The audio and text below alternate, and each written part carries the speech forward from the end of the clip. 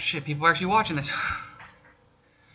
Oh, guess I didn't think I'd make it this far. Hey guys, Stanky here. Good morning, afternoon, evening, and night to you all. And welcome back to American FM. Did a little bit of off-camera stuff. Actually, probably a lot of off-camera stuff. As you can see, we're now in September. Start off in July. Did a lot of friendlies. Scheduled some friendlies.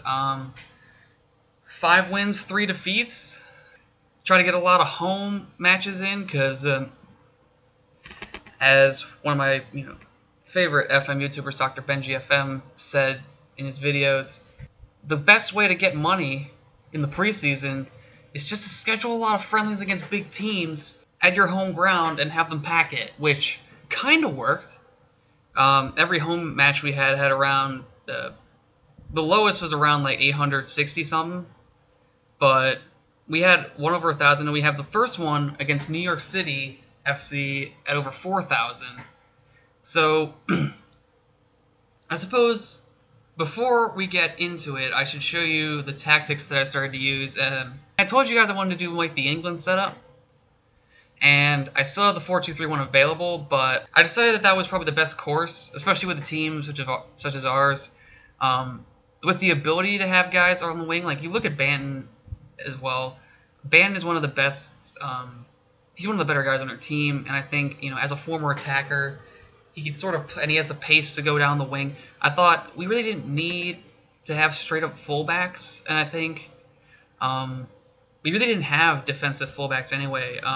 In most of it, if not all, actually, of my previous FM saves that I've done in the past, I like to have sort of a strong back line, like a wall of 4 guys, which is why I usually do like the 4-2-3-1 or the 4-1-2-3, and just have all those guys sort of stay there. But I've always liked the prospect of having wingbacks. I've always thought that really opened up the game. They were really like the outer box-to-box guys. I'm a big fan of box-to-box midfielders, and to me, these 2 guys on the wing, or especially Banton in this case, as he's shown in the friendlies, has been a huge box-to-box winger almost. You see him all the way up by the byline sometimes. It's incredible. So I started out actually with a 5-3-2 actually, and I think you can see the formation. We got actually absolutely killed by New York City, and yeah, we started off with a 5-3-2. You look at our formations, and I started off this way. It was Vecco and Banton, and then you had I believe it was McGivern here where Long was, and then Musa and Gall. And then up top, I believe, was Bell and It was Bell and Manfoot, yeah. And it just didn't work. And as you can see by the match, it was a 4-0 defeat. Just got absolutely killed. 4-0 down at halftime, and while we packed the ground, which was good,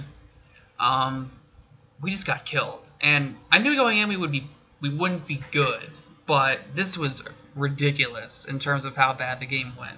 I really went into them at halftime. It was 4-0, and I was just like, that was not good enough. I knew we were gonna lose probably, but the way we lost was just, we had no chance. We had no showing of anything good.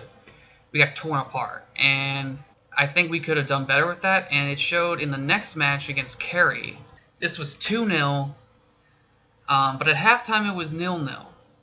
And again, I went into the team. So I decided that the best course of action here, I wanted to change the formation. And it started out with a 5-3-2, but I ended up doing 5-2-3. I subbed off the midfielders and decided to make room for the guys that I think could be an X factor in this team, and guys who aren't going to be starting today, but they will be huge X factors, and that is Riley Grant and Joey Schmidt. Now, Joey Schmidt, okay, ignore the red arrows. He's a good player, 4.5 stars. He's, trained as a winger, great winger from Indiana.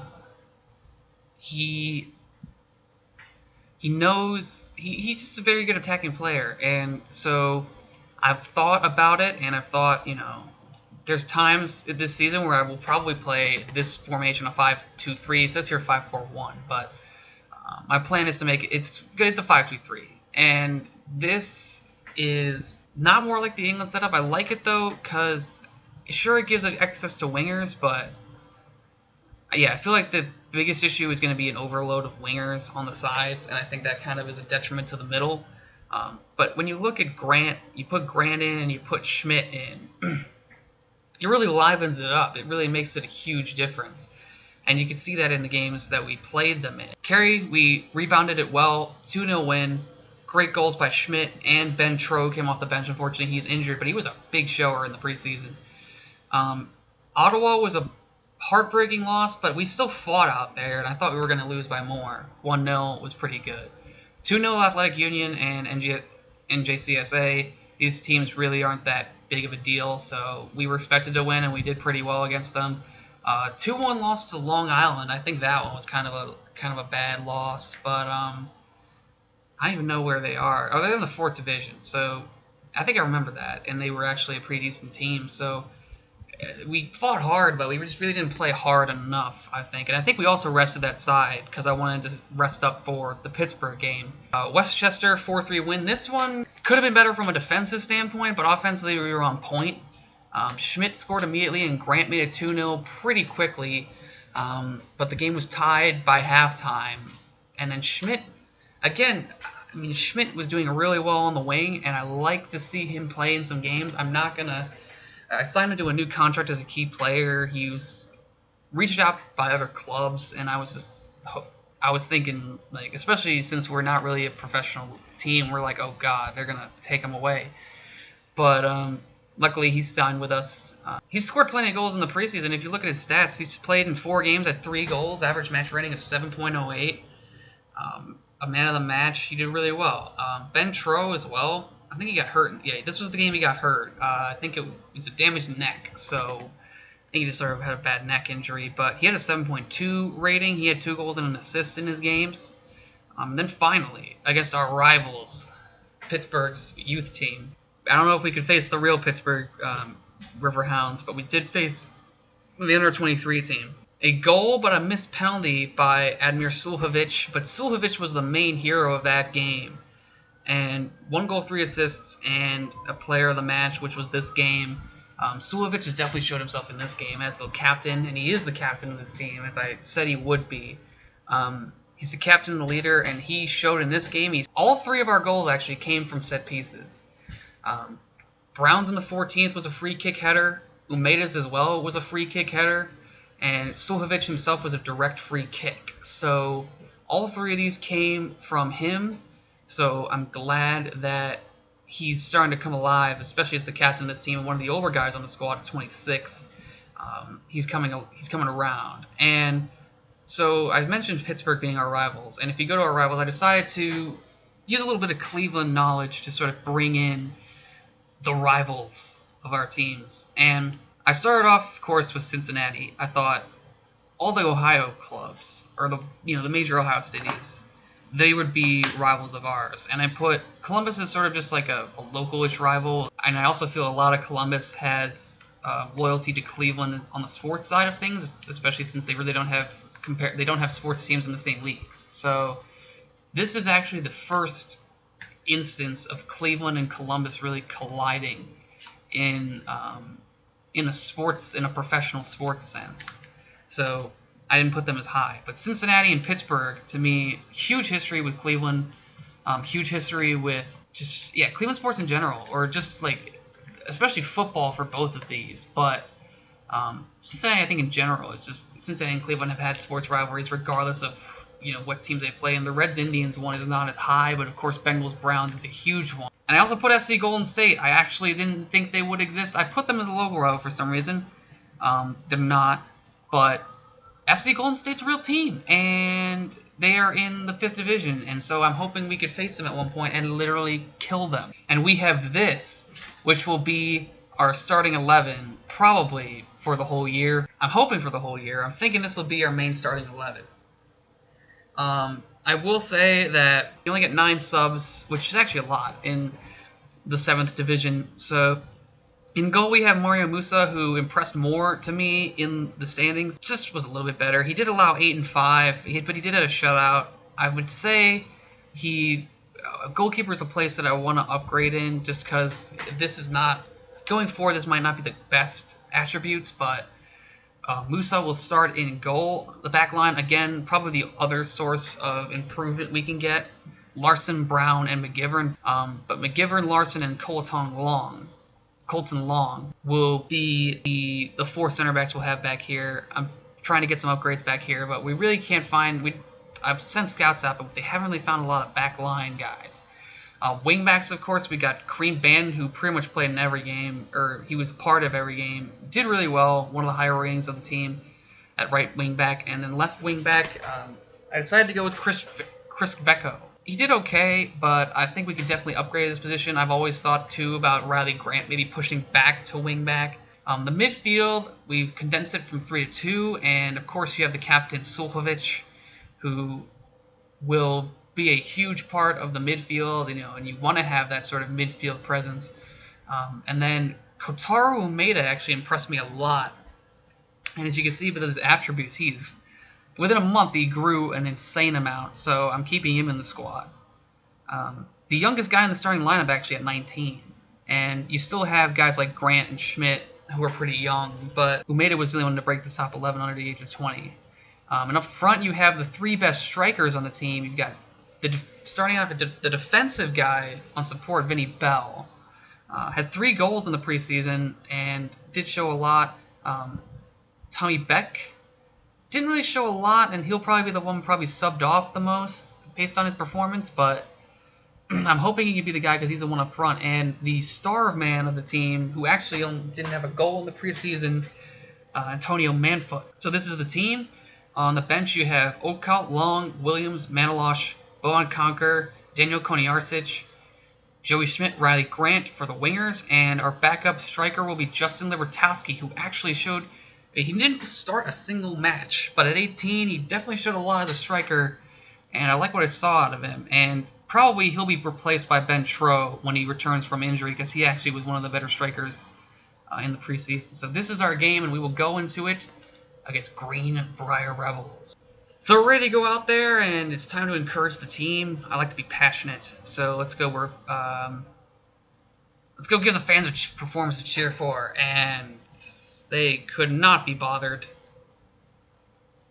Let's just I have faith in you. That usually helps, and that does help. They're pretty good. And now let's head out onto the pitch. I know for a lot of FM purists, they like to use 2D.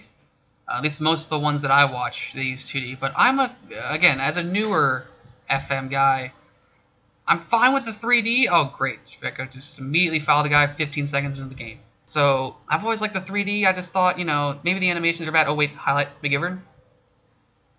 Passed out. Kotaro swoots it over to Chris Vecco, and Chris Vecco, one of the men who brought this team back to life, gets the goal for Cleveland SC in the 6th minute. And Chris Vecco on the assist across the box from Kotaro Umeda, the Japanese-born midfielder, and Cleveland SC has an early lead. Got another highlight. All right, Manfoot up the break. You can see, I'm probably not going to get a thought in edgewise because these guys are going to have so many highlights. This is definitely on key. I've made sure of that. Chris Vecco in, and it's Manfoot over the bar, man. That's another thing I saw a lot, was a lot of over the bar. I kind of don't like looking at the dots. And, ooh, what a pass up there, and it's Tom Beck, and he just shoots it right at the goalkeeper one-on-one. This is why I'm probably going to sub in Libertowski or Tro later on. And another highlight, jeez, man, we are the center of these. Suljovic out to Manfoot. Manfoot in, and he shoots, and it's wide. I'm liking what we're doing so far. We're very aggressive, and 55% possession isn't a lot. Ooh, back on the edge of the area. He'll swing one in, and it's over the bar. I want to make Suljovic, because Suljovic had a great kick, and I think it was from the right side, from a direct free kick. That was his goal in the Pittsburgh game. So, a wealth of highlights early on. I'm going to check, because I'm pretty sure I have it key. It's still key. I'm very surprised. This was like the Pittsburgh game towards the end of the game. Got very highlight heavy, and I'm surprised. There's some games that there's highlights every 4 or 5 minutes. It's good for key highlights. I might use extended highlights for some longer matches, depending. Oh, Band's in. Oh, and look at Kareem Band all the way up there, and Banfoot again heads it over. But you see Kareem Banton all the way up on the byline. That's what I like about him as a wingback. He's so good going up the wing. 1-0 at halftime. I'm liking the game so far. I'm scared that we're going to get FM'd and just lose it somehow based on the fact that we haven't took our chances. But look at this. 14 shots, 7 on target to 1. It's kind of how us versus New York went. We didn't have a shot until like 50, 60 minutes in. It's just not to remind. I'm going to say, I know you're capable of better, and they hate that. Why are you all hating that? There's only a couple of you guys that have a decent rating. God. I hate that sometimes. I know they don't like me. It's going to take a while before I get the everybody's happy sort of thing from Unusual Tea Talk. I'm going to say I have faith in you, and the midfield decided to perk up a bit. Everyone else sort of stayed switched off, including my captain. Or no, that's not my captain. My captain actually was good. My captain has faith in me. That's all that matters. He'll help. Ready to walk through walls. Are they all ghosts now? They're all ghosts.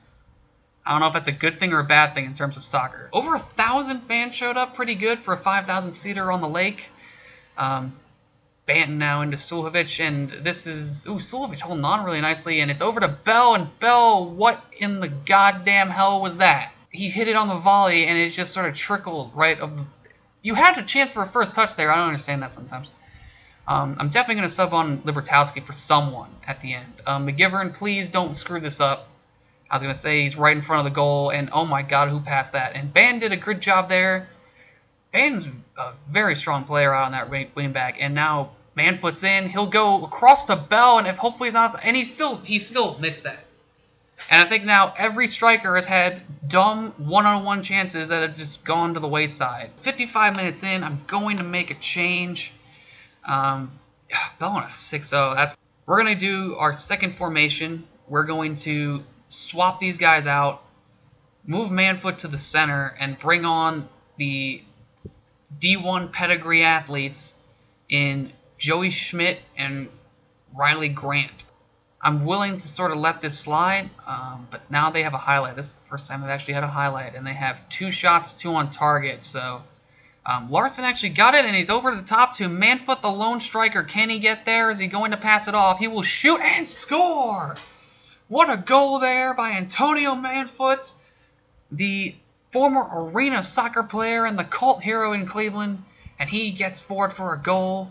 2-0 Cleveland SC, and that, I wouldn't say seals it. It probably doesn't seal it, but that puts me at ease a little bit. Manfoot finally getting a strike home. He's headed a bunch over, so I'm glad that that's happened. Pretty good rating overall. I mean, the lowest ratings are the guys who subbed on, so I'm happy. And Ban did a weird pass there. Schmidt goes back to him, and he's on the wing here. He's hoping to cross it in. He does for Schmidt, and Joey Schmidt gets it over the bar. A great pass there by Banton. He's on a 7-5 now. I knew it. And we're approaching the end of the game. 10 seconds to go. That one's over, and Musa will unnecessarily dive to it, but he will get the kickoff, or maybe he won't really kick it. He will, and that is full time. 2-0 on the opening day. A dominant performance. 21 shots to 4, 10 shots on target to 3. I mean, only 2 goals from those 10 shots on target, but I'm happy with it. Possession was, I mean, we could be better than that, but 53% is pretty good. It's a good day. So I'm going to say I'm happy with this result and the way you played. These guys like it. I don't know why. You guys are the ones who had the worst rating, and you're like, oh, yeah. Yeah, we did it, guys. Good job. We just sort of came on and sat there, but, you know, good job. All right. I guess we'll just end it there. Fired up, squad's growing, but yeah, I will probably finish it here. Great first game. Still probably a long episode because I rambled a lot, but post-match press conference, I'll take care of that later. I'll take care of that off screen. Great debut by Manfoot. I don't know if you saw by the schedule. We are playing the MLS team Houston Dynamo in the first round of the US Cup.